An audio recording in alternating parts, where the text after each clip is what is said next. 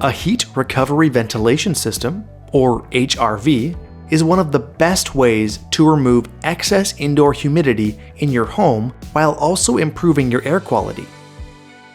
The HRV works by exhausting air outside while simultaneously replacing it with fresh air that flows into your home through your furnace. A simple way to keep your HRV running smoothly and efficiently is by regularly cleaning the filters. First, start by opening the access door to your HRV.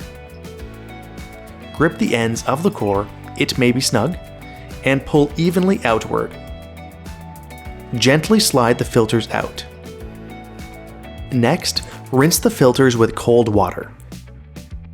If they are really dirty, give them a gentle vacuum first, and then soak using a mild detergent and warm water. Gently shake the filters to remove the excess water, allowing them to air dry. Don't clean with hot water, the dishwasher, or wring them out, as this may cause damage. Reinstall your clean HRV filters in place against the core, and gently slide the core back into its original position.